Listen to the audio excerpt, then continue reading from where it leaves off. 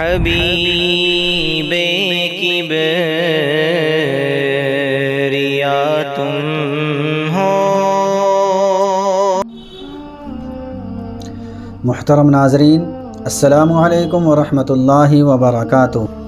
آج میں آپ حضرات کے سامنے اولیاء اللہ کی کیا کیا علامتیں ہیں اور ان کے اندر کیا کیا خوبیاں پائی جاتی ہیں، اور جس کے اندر یہ خوبیاں پائی جائیں وہ اللہ تعالیٰ کا ولی بن جاتا ہے۔ آج میں کچھ باتیں آپ حضرات کے سامنے ذکر کروں گا جس کو بیان کیا ہے حضرت مولانا مفتی شفیع صاحب رحمۃ اللہ علیہ نے اپنی کتاب دل کی دنیا میں۔ اولیاء اللہ کی پہچان کیا ہے؟ چند چیزیں ہیں۔ پہلی چیز تو یہ ہے کہ ان کے پاس اتنا علم ہوتا ہے کہ جس علم کی روشنی میں وہ احکام پر عمل کر سکتے ہوں۔ یعنی اللہ کے ولی کی پہچان یہ ہے کہ اس کے پاس اتنا علم ہونا ضروری ہے کہ جس علم کی روشنی میں وہ اللہ تعالیٰ کے احکام پر عمل کر سکے، اگرچہ وہ ضابطے کا عالم نہ ہو۔ یعنی یہ ضروری نہیں کہ وہ کسی مدرسے کا فارغ التحصیل ہو یا کسی مدرسے میں باضابطہ اس نے علم دین سیکھا ہو۔ ہاں، یہ ضروری ہے کہ اس کے پاس اتنا علم ضرور ہو کہ وہ اللہ تعالیٰ کے احکام پر اور رسول اللہ صلی اللہ علیہ وسلم کی سنتوں پر اس کا عمل ہو۔ دوسری چیز دوام اطاعت، یعنی احکام شرعیہ فرائض ہیں، واجبات ہیں، فرائض و واجبات میں کبھی کوتاہی نہ کرے، اور اسی طریقے سے محرمات اور حرام چیزوں سے بچے اور مکروہات سے بچے، اور اگر کبھی اس سے کوئی غلطی ہو جائے، لغزش ہو جائے تو فوراً توبہ بھی کر لے۔ یہ دوسری علامت ہے، دوسری پہچان ہے اللہ کے ولی کی۔ تیسری پہچان یہ ہے کہ اللہ تعالیٰ کا کثرت سے ذکر کرنے والا ہو، یعنی اس کے اکثر اوقات اللہ تعالیٰ کے ذکر میں مشغول ہو جائیں، اکثر اوقات وہ اپنے آپ کو اللہ تعالیٰ کے ذکر میں مشغول رکھے، خواہ وہ ذکر تسبیحات ہو، اوراد ہو، یا خاص اللہ تعالیٰ کی رضا جوئی کے لیے کوئی اس نے کام کیا ہو۔ اسی طریقے سے تعلیم دین یا تصنیف و تالیف اور فتویٰ وغیرہ کا اس کا کام ہو، کیونکہ یہ سب چیزیں اخلاص نیت کے ساتھ ذکر اللہ میں داخل ہیں۔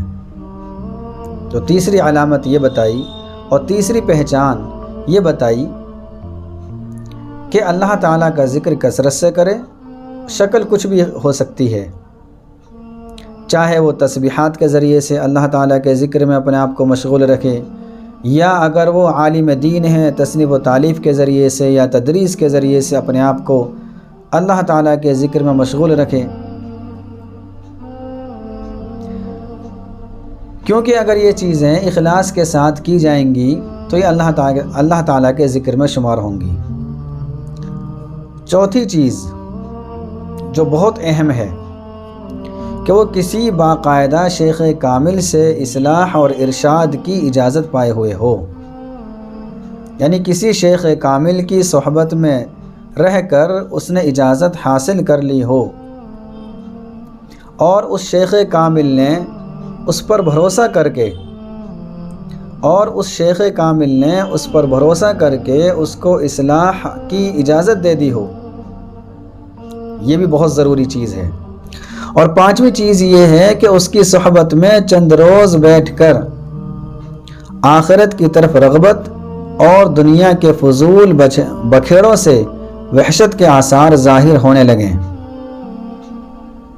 یعنی اگر کوئی دوسرا شخص اس کی صحبت میں کچھ ایام گزار لے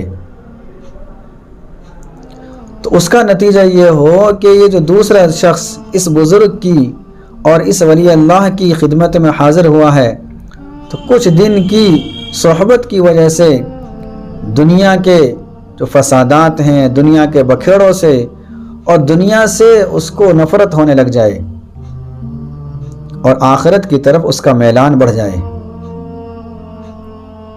بس یہ اتنی سی علامتیں ہیں جن کا اللہ کے ولی میں پائے جانا ضروری ہے۔ اگر یہ علامتیں کسی شخص میں پائی جا رہی ہیں، چاہے وہ باضابطہ عالم دین نہ ہو،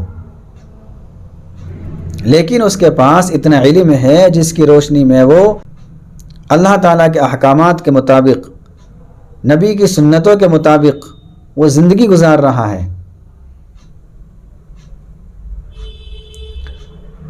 تو یہ شخص اللہ کا ولی کہلائے گا، اور یہ اصلاح کے لیے کافی ہے۔ اگر ان اوصاف کے متعدد آدمی سامنے ہوں تو ان میں سے جس سے عقیدت ہو اس سے اپنا رابطہ کر لے اور اس کو اختیار کر لے۔ تو خلاصہ یہ نکلا، اور یہ اللہ کی پہچان کی چند علامتیں ہیں۔ پہلی علامت تو یہ ہے کہ اس کے پاس اتنا علم دین ہو جس کی روشنی میں وہ اللہ تعالیٰ کے احکامات پر اور نبی صلی اللہ علیہ وسلم کی سنتوں پر عمل کر رہا ہو۔ دوسری پہچان یہ ہے کہ اس کی ہمیشہ کی زندگی، اس کی پوری زندگی اللہ تعالیٰ کے احکامات پر، اللہ تعالیٰ کے احکامات کے مطابق گزر رہی ہو۔ لیکن اگر کبھی کوئی کوتاہی ہو جائے، کوئی چوک ہو جائے تو فوراً اللہ تعالیٰ سے توبہ بھی کر لے۔ تیسری علامت، اللہ تعالیٰ کا کثرت سے ذکر کرنے والا ہو،